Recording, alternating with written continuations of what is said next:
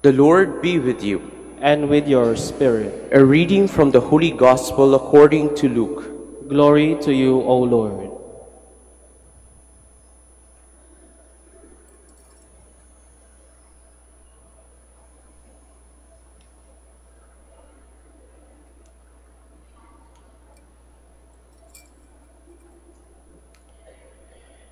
In the days of Herod, king of Judea, there was a priest named Zechariah of the priestly division of Abijah. His wife was from the daughter of Aaron, and her name was Elizabeth. Both were righteous in the eyes of God, observing all the commandments and ordinances of the Lord blamelessly. But they had no child, because Elizabeth was barren, and both were advanced in years. Once when he was serving as a priest in his division's turn before God, according to the practice of the priestly service, he was chosen by lot to enter the sanctuary of the Lord to burn incense. Then when the whole assembly of the people was praying outside at the hour of the incense offering, the angel of the Lord appeared to him, standing at the right of the altar of incense. Zechariah was troubled by what he saw, and fear came upon him. But the angel said to him, "Do not be afraid, Zechariah, because your prayer has been heard. Your wife Elizabeth will bear you a son, and you shall name him John. And you will have joy and gladness, and many will rejoice at his birth, for he will be great in the sight of the Lord. He will drink neither wine nor strong drink. He will be filled with the Holy Spirit, even from his mother's womb. And he will turn many of the children of Israel to the Lord their God.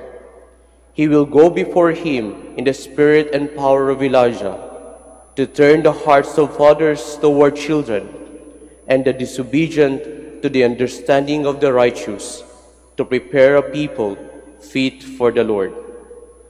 Then Zechariah said to the angel, "How shall I know this? I am old man, and my wife is advanced in years."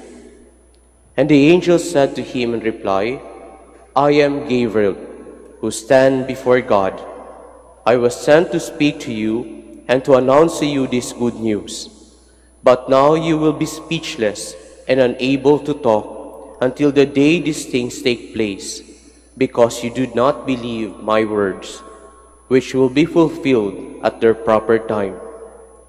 Meanwhile, the people were waiting for Zechariah and were amazed that he stayed so long in the sanctuary. And when he came out, he was unable to speak to them, and they realized that he had seen a vision in the sanctuary. He was gesturing to them, but remained mute. Then when his days of ministry were completed, he went home. After this time, his wife Elizabeth conceived, and she went into seclusion for 5 months, saying, "So has the Lord done for me at a time when he has seen fit to take away my disgrace before others." Brothers and sisters, the Gospel of the Lord. Praise to you, Lord Jesus Christ. Please be seated. Magandang umaga po sa inyong lahat.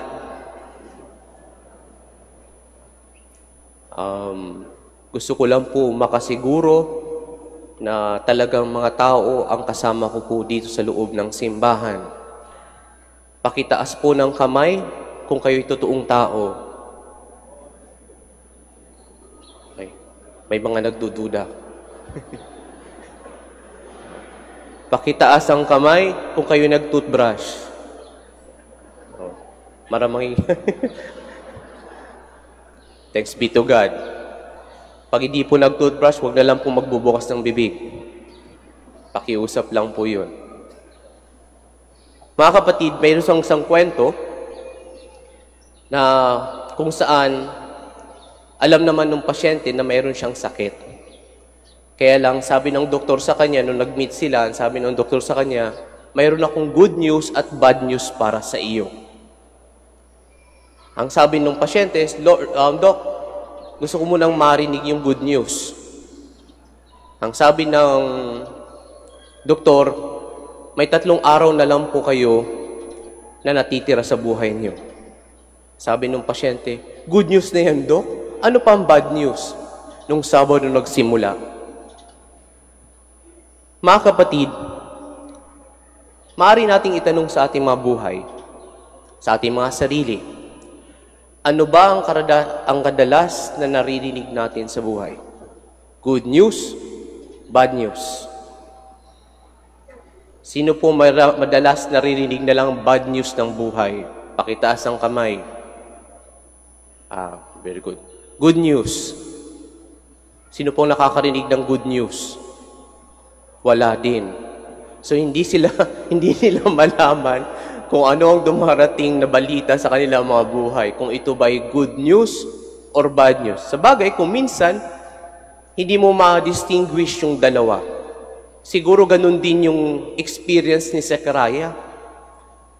Sa tagal ng kanyang pinagdarasal, na sana magkaroon siya ng anak, nung gumating yung good news, hindi niya kaagad nakita. Sapagkat, sabi ko nga, siguro mahirap i-distinguish yung good news sa bad news. Sapagkat sa sobrang tagal nga naman pag-aantay mo, at siguro parati na lang feeling niya habang siya ay nagdarasal, ay negative yung answer ng Panginoon. The good news became the bad news. Kaya nga tinanong niya kaagad yung anghel, paano ko malalaman ito? Kahit sinabi ng anghel sa kanya that your prayers have been answered. Narinig na yung dasal mo. Sasagutin na yung dasal mo. And yet, Zechariah asked the question, how will I know this? Paano ko malalaman to? At sinasabi niya, matanda na ako. At yung asawa ko, matanda na din. Sa bagay, kung kayo naman sa posisyon ni Zechariah, makakita ka ba naman ng senior citizen, nasa 60 years old at least, na nagbubuntis? Magdududa ka din. Yung tinatawag mong lola, biglang nagbuntis. Baka nung isipin mo, ay, baka may tumor. Kaya nga siguro mga kapatid, the good news was not received immediately. At anong nangyari? Madalas sasabihin natin, what happened is a punishment coming from God. When Zechariah did not believe what the angel said, he was put into silence. Punishment siguro iyon for unbelieving. But somehow, it is not a punishment from God. Sapagkat paano magiging punishment ang isang bagay na nagpa-realize kay Zechariah how gracious God is to his life? Hindi ba? Paano mo tatawagin na punishment ang isang bagay na nagpapa-realize sa iyo kung gaano kaganda ang loob ng Diyos para sa iyo? Hindi ba pwedeng nating tawagin ito na biyaya? It is grace. Kaya nga siguro mga kapatid, we have also to realize this in our own life. Baka naman kasi nasasagot na ng Diyos yung dasal natin pero hindi natin makita. Baka nasasagot na ng Diyos yung gustong-gusto natin pero sapagkat mas gusto natin ito sa pamamaraan na gusto natin, kaya hindi natin makita. And sometimes, baka yung akala natin na punishment sa atin, it is actually a blessing. Mahirap makita po yun. Lalong-lalo na kapag feeling mo, nahihirapan ka. Lalong-lalo na kung feeling mo, mahirap tanggapin yung kalooban ng Diyos para sa iyo. Because you will always look at it as a punishment. Pinaparusahan at ako ng Diyos, kaya ang hirap ng buhay. Pinaparusahan siguro ako ng Diyos kaya napakadami kong problema. Pinaparusahan siguro ako ng Diyos kaya ganito na lang, ang dami nagkakasakit sa pamilya namin.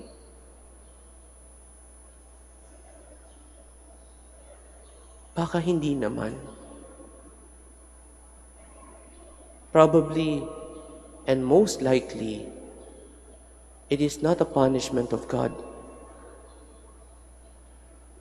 Baka blessing. You know, mga kapatid, lumaki po ako, para nag-aaway ang parents ko. They're always quarreling. Kaya nga sabi ko nga po, munti ka na ako maging NPA. No permanent address. Kasi every time nag-aaway yung nanay ko, tatay ko, parati kaming lumalaya sa bahay. Kaya nga dumating sa punto na hindi na kami nag-unpack ng maleta. Kasi anytime pwede kaming umalis. Kaya nga yung memory ko ng childhood ko sa parents ko ay yung parati nag-aaway. They are always quarreling. Pero, nung nagkasakit si Papa, nung nasa ospital na si Papa, doon ko na-realize that the quarreling was part of making them love each other. Yung pag-aaway pala nila, that was the one that deepened their love for each other. Paano ko po nalaman? Nasa hospital bed si Papa at that time, nagsisimula na siyang maging unconscious.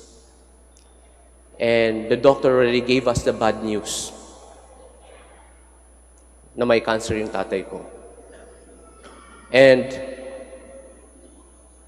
yung nanay ko, kailangan ko may inform. Nasa Bicol siya at that time, nasa Manila yung si Papa, kasi nga, we are looking for a second opinion there. Pero kailangan ko na siyang ma-inform. Immediately, nung na-inform ko yung nanay ko, pumunta ng Manila. At diretsyong pumunta ng hospital. Sa hospital, sapagkat medyo late ko na pong na-inform at the day itself naman dumating yung nanay ko, sabi ko, umuwi ka muna dun sa tita ko, sabi ko sa nanay ko, sapagkat sabi ko, wala kang tutulugan dito sa hospital na komportable. At that time na naisip ko, ayaw kong po mag-alaga ng dalawang may sakit na magulang. Baka hindi kayanin ng nanay ko yung stress at yung mismong circumstance na nandun siya na nakikita yung tatay ko. Kaya sabi ko, umuwi ka muna kay Mama Jane, doon sa tita ko noon. Doon ka muna mag-stay sa tita. But my mother insisted to stay at the hospital. Sabi niya, hindi. I'll stay here. Sabi ko, Ma, huwag matigas ulo. But she insisted. Biglang dumilat po ng mata yung tatay ko. Namulat. Umusog ng konti dun sa kama ng bed niya. At ang sabi niya, dito na lang siya sa tabi ko. You know, that was the redeeming factor of my childhood memory. All the while, ang akala ko, pag nag-aaway sila, they don't love each other. Naiintindihan ko yun, arranged marriage po yung parents ko eh. Hindi nila gusto yung isa't isa siguro sa simula. In fact, parating sinasabi yun ng nanay ko na napilitan siyang pakasalan yung tatay ko. So my memory, kaya sila parating nag-aaway because they don't love each other. And yet, that hospital incident changed my mind. Yung pag-aaway pala nila, may good news din. It deepened their love for each other. Yun yung nagturo sa kanila how to understand each other. All the while, ang nakikita ko lang ay yung pagsisigawan nilang dalawa at yung paglalayas ng nanay ko. Without realizing that there was love there. Kaya nga mga kapatid, siguro, in our own circumstances of life, meron din mga ganong incidents o pangyayari that we thought siguro ito'y parusa ng Diyos, bad news para sa akin. Pero baka hindi naman. Baka nag-aantay lang ang Diyos na sagutin yung panalangin mo at the proper time. Timing kasi yan eh. Ibinibigay ng Diyos ang panalangin natin at the proper time, at the right timing ng buhay natin. And when He answered that prayer, marirealize po natin yun. Kaya nga yung silence ni Zechariah was not a punishment. It was a blessing because it changed him. Binago si Zechariah. Inantay niyang makita kung paano yung salita ng anghel sa kanya ay magkakaroon ng katotohanan sa buhay niya. Nakita niya paunti-unting nag-unveil sa kanya yung kagandahan ng loob ng Diyos para sa kanya. And it happened when he learned how to be silent. Yung parusa, naging blessing. And I think, most of the time, in our prayers, sino po ba nagsasalita? Tayo? Kapag tayo nagdarasal, most likely tayo nagsasalita. Ang daming words. And most of the time, these words are words of anxiety. Why not try to be silent in prayer? By not saying any word. Na wala kang sasabihin. And just wait for God to tell you what He wants you to listen to. Subukan kaya po natin yun. At siguro, and most likely, you will realize that you are experiencing the same experience of Zechariah. May katotohanan pala na kung minsan, what we thought to be a punishment is a blessing from God. And I hope and pray as we continue our celebration that we will be more keen and sensitive to the grace of God. Na sana po na bawat isa sa atin ay mag-develop ng ganong keen of sense to the grace of God. Ito po, parating na lang po itong tinatanong kapag may simbang gabi. Nakailan na po ba kayo? Sino po dito ang nakaapat na? Pakitaas ang kamay.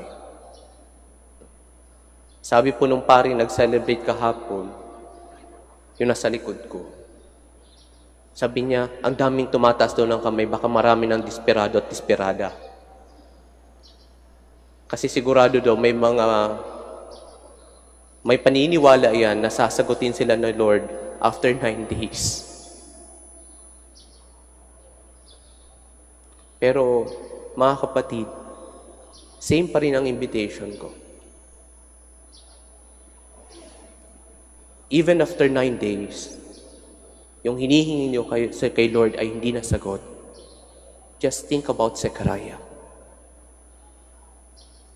Think about him. Think about how probably the answer of God may be silence, and yet it can be a blessing to you. Think about it. Malaking bagay po iyon.